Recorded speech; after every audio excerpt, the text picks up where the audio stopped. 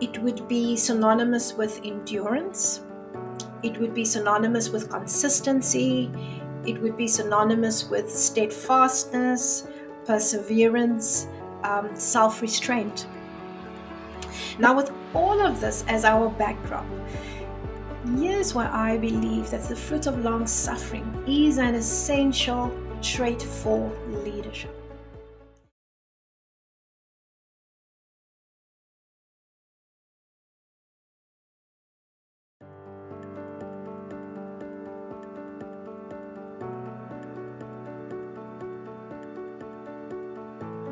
Hello and welcome to my channel. My name is Inge. I am a faith-based coach focusing on all things growth mindset, and I help faith-based professionals, those who are born again, followers of Jesus Christ, whom God has called to the marketplace, to help them and coach them to cultivate a growth mindset that helps them and enables them to adapt, be able to be adaptable to the volatility of the marketplace, of the work environment, wherever you find yourself. So whether it's in government, whether it's in the corporate, in the private sector, whether it's in entrepreneurship.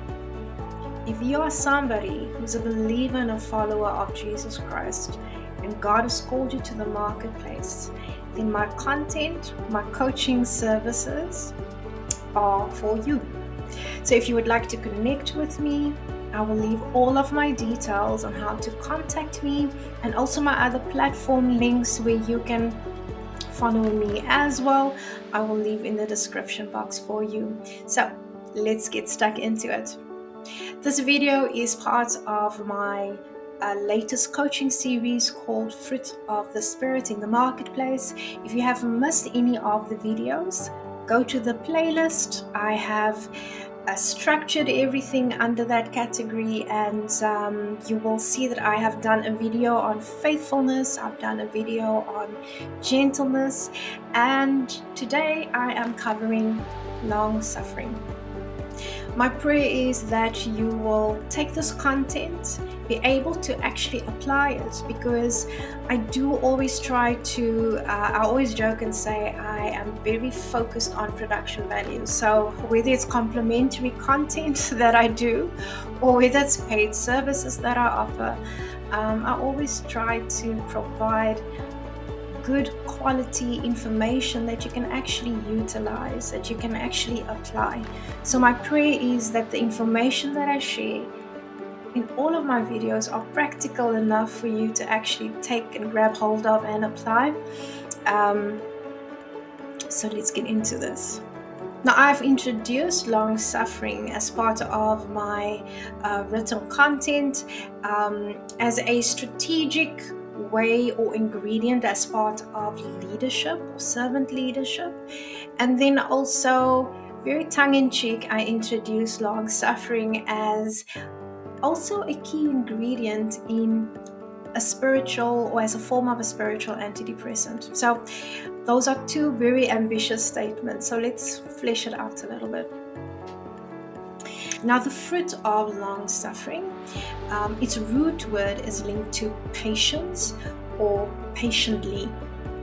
Now, when we exhibit the fruit of the Spirit, or when we operate in the fruit of the Spirit called long suffering, this is what it would typically look like, or what it would typically show up as in our behavior, in our conduct, our speech, our decision making.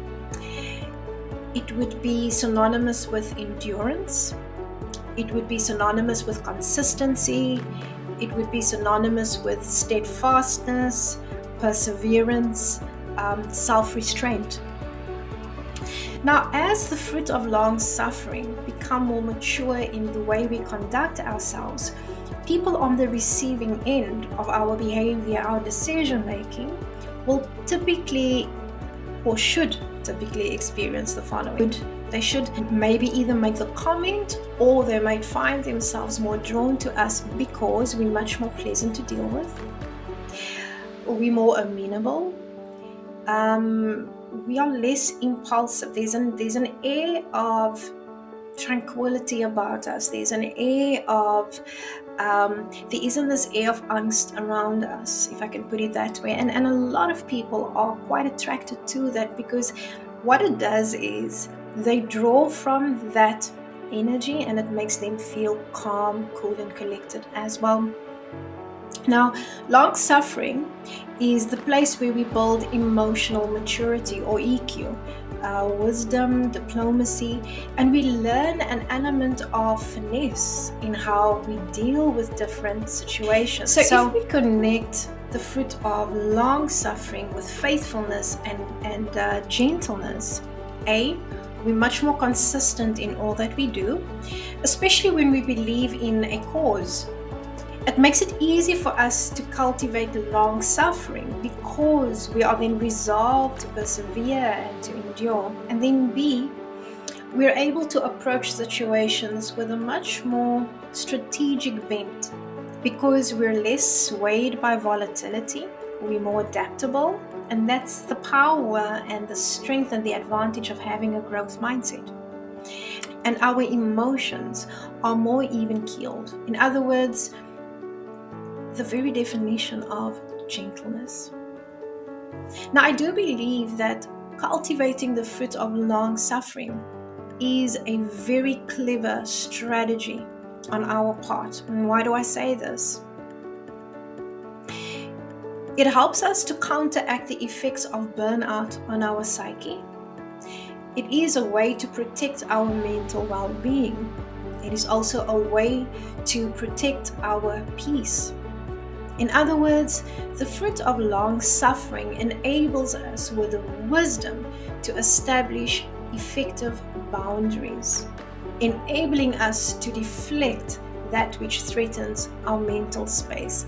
Hence why I made that very audacious and ambitious statement that long suffering is actually a key ingredient in a spiritual antidepressant. Now, when we take that strategic advantage of cultivating and operating in the fruit of long suffering and embed it into our leadership strategy and our philosophy, we then operate with a sense of consistency in our business relationships, our reliability within business dealings and projects, our decision making, our integrity. In other words, ensuring that our walk reflects our talk. Now, with all of this as our backdrop, here's why I believe that the fruit of long suffering is an essential trait for leadership.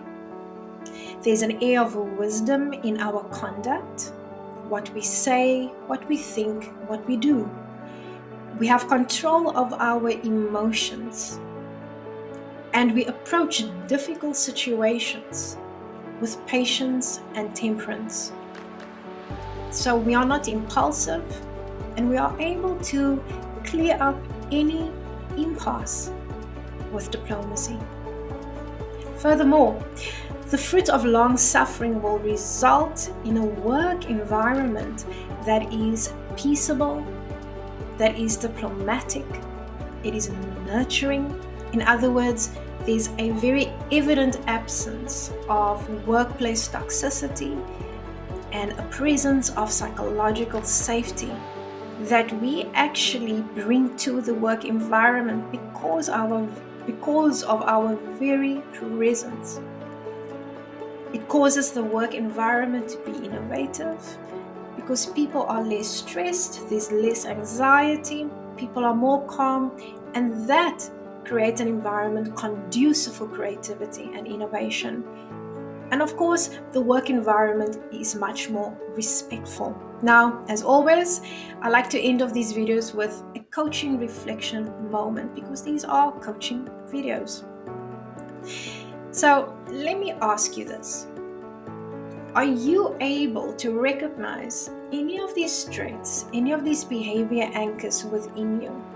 Now, you do not have to have it all down packed, but even if you have the seed, if you have the potential for these things, then you're already cooking with gas.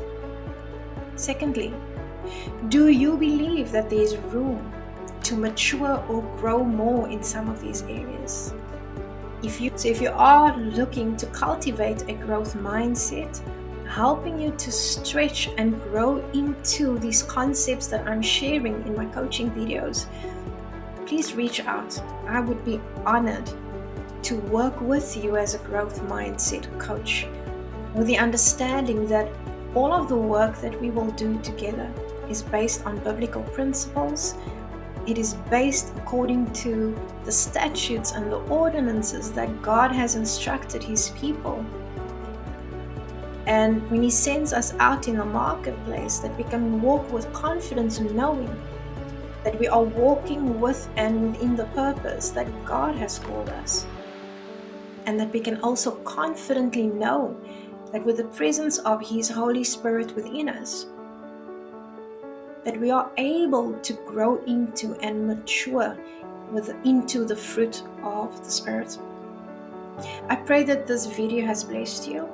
I pray that this video will encourage you to reflect and identify if you see these traits of the fruit of the Spirit within you. And if not, I encourage you that when you ask God to help cultivate and mature this fruit within you, to endure the test and the trials, because that is what it's going to take to cultivate these fruit. So remember, don't jump off the surgeon's table prematurely, but allow Him to cultivate this fruit within you.